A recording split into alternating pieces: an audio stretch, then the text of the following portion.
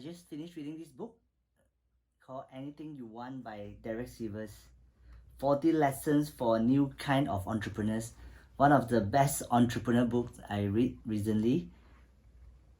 I cannot believe it's so simple. 40 lessons, very thin book, but yet so many diamonds, insight and wisdom. You can see I've written almost a lot of things in this book. But it's about this owner, the founder of CD Baby. Maybe from Malaysia, we may not be familiar with this website. It's called cdbaby.com. And this guy who is a musician himself and just started with a problem that he want to solve for himself and later for a few friends, a musician as well, and eventually he grew up to be an empire, and eventually 8 years later he sold it for 22 million US dollar. But the insight is so simple that is absolutely focusing on customers and helping people, that solving people problem. Probably I can just share a few diamonds that I have with you and I give you a conclusion. One of the chapters, lesson 11, it says start now, no funding needed. Watch out when anyone, including you, says he wants to do something big but can't until he raises money. It usually means the person is more in love with the idea of being big than with actually doing something useful. For an idea to get big, it has to be useful, and being useful doesn't need funding. If you want to be useful, you can always start now with only 1% of what you have in your grand vision. It will be a humble prototype version of your grand vision, but you'll be in a game. You'll be ahead of the rest because you actually started, while others are waiting for the finish line to magically appear at the starting line.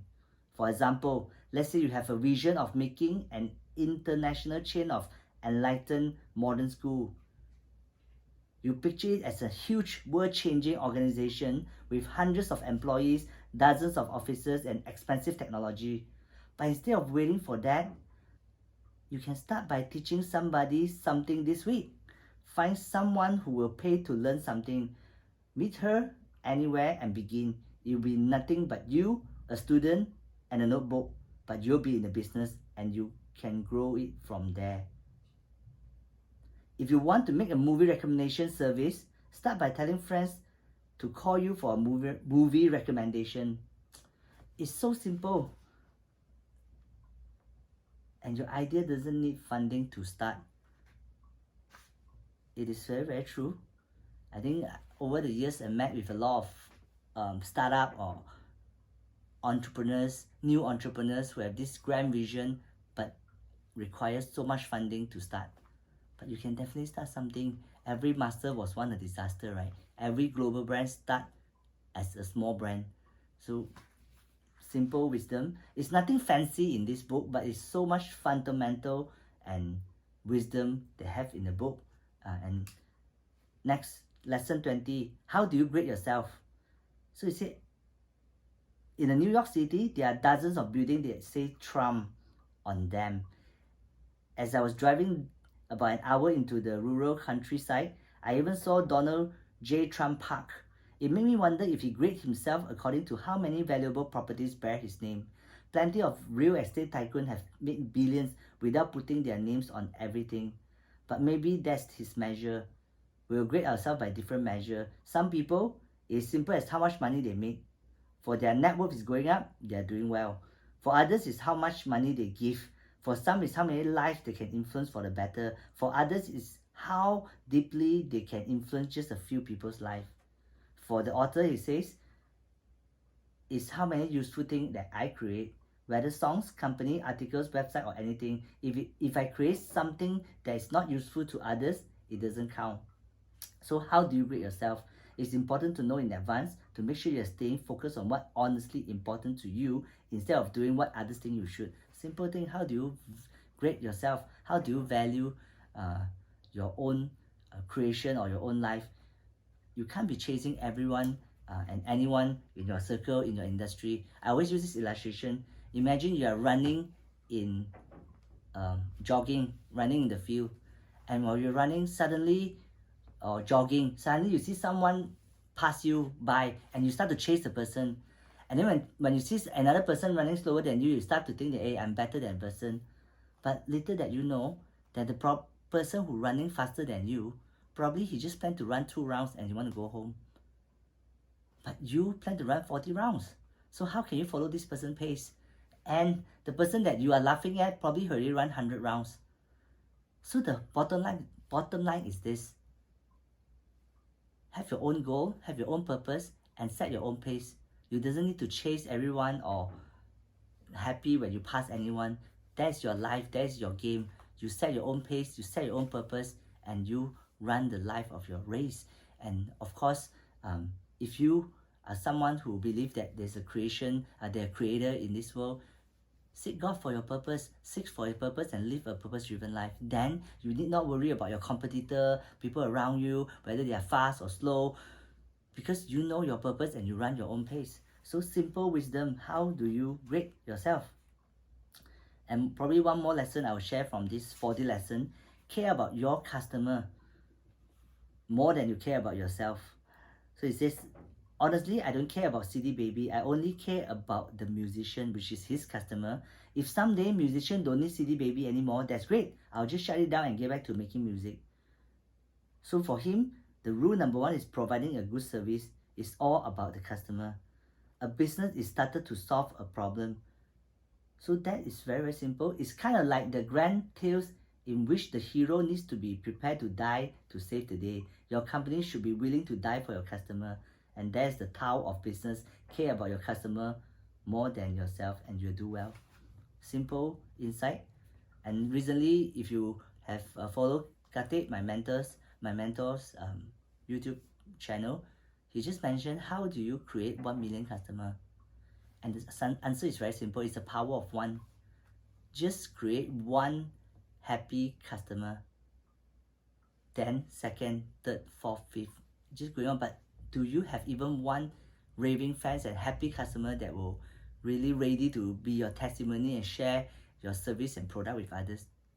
If you don't even have 1, focus on that 1. And then the next one and next one and next one. And there's no secret in this. It's just fundamentals. And I remember one of the friends that I met in Burj Khalifa in Dubai.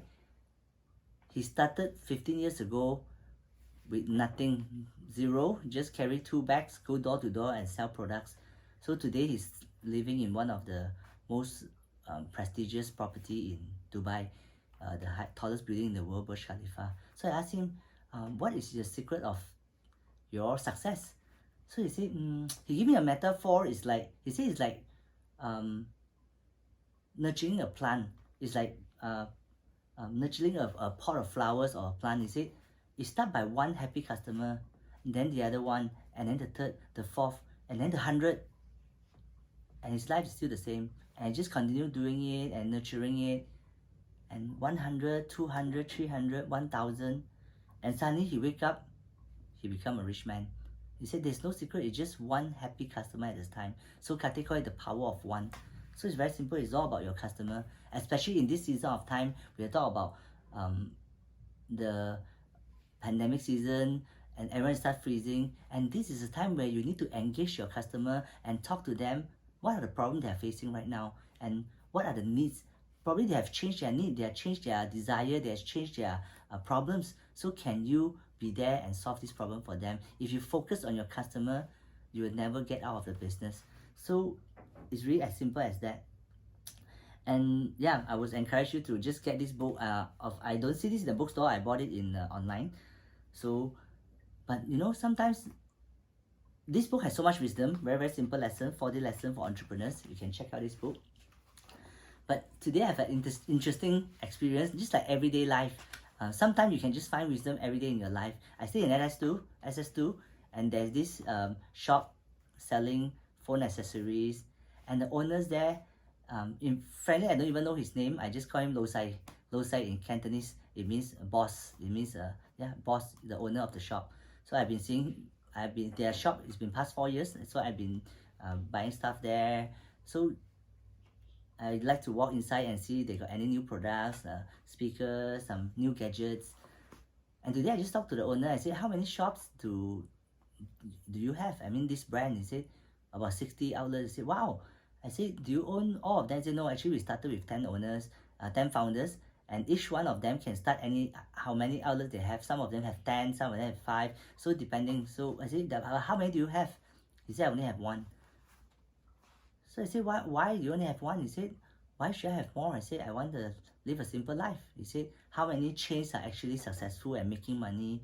And you know, his staff was working there for many, as long as I can remember, because I always see the same faces. So he take care of the outlet very well. You see, most of the franchises or even chains outlet, they are not making money, and after they scale up, they may not be managed well. So he said he's in his 50s, he has failed 2 times, and say you just want to keep life simple, have one business and control, manage it well, and life is happy.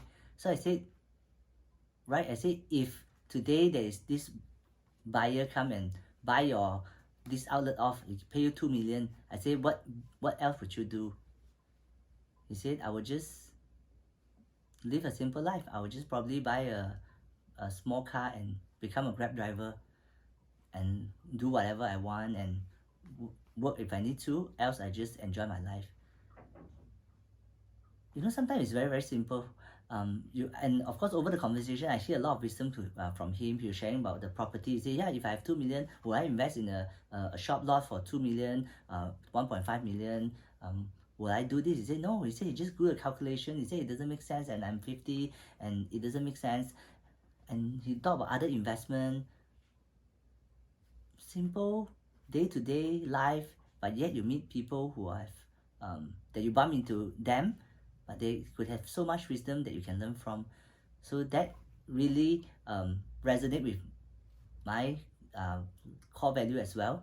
Value, relationship, and families, and one of them is one life at a time. So sometimes we just need to slow down and listen to people that we meet with, and probably you can get many wisdom. And why I'm sharing that, because a lot of things that he shared is very similar to the wisdom and an insight I got from this book. So yeah, so this is a short, I don't know whether it's short, but this is the book review, a very informal book review I have on this book called Anything You Want by Sivers, 40 Lessons for a New Kind of Entrepreneurs. So I would recommend this book for any seasoned entrepreneurs and especially new and young entrepreneurs.